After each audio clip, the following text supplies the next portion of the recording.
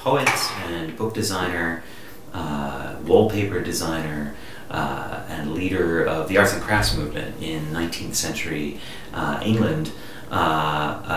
He founded the Kelmscott Press towards the end of his life, which was maybe the finest, or certainly the most renowned kind of shop that articulated the principles of the arts and crafts movement. The arts and crafts movement was a kind of reaction to industrialism, a reaction to mass production, inspired largely by John Ruskin and his writing, I believe in Stones of Venice, about the Gothic, the nature of the Gothic.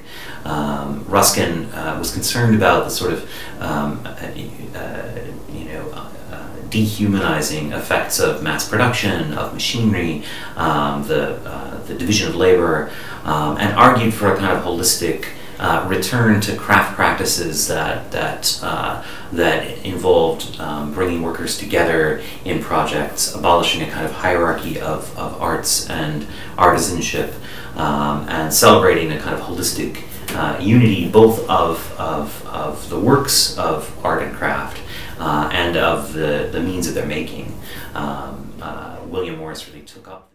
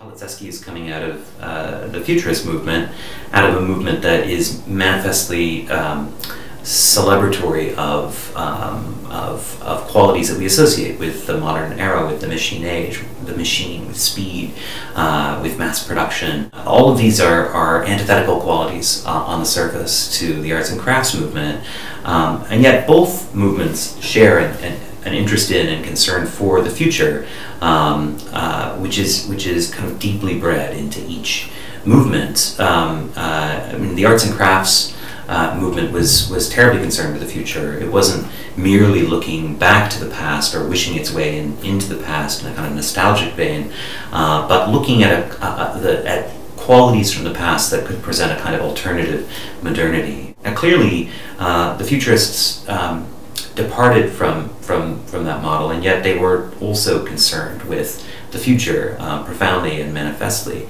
They also were interested in a future in which it was possible to pursue a kind of total artwork, curiously interested in a kind of collapse of rigid differences among craft production and artistic production between different kinds of media.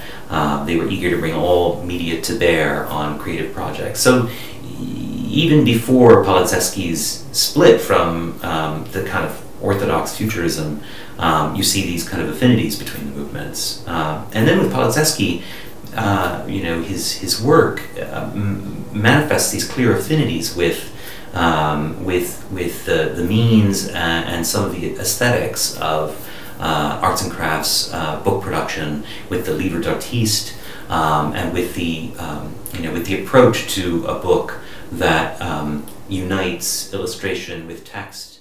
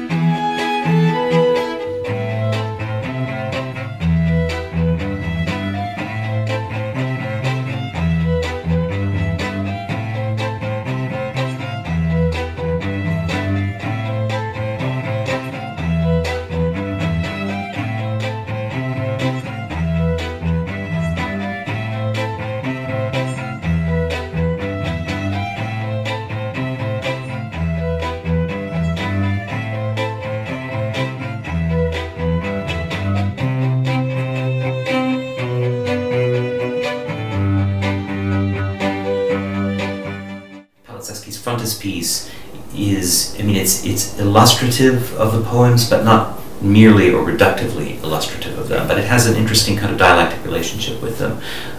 There's a crosstalk between the frontispiece and the poems, but I think moves beyond a kind of image, caption, poem kind of rhythm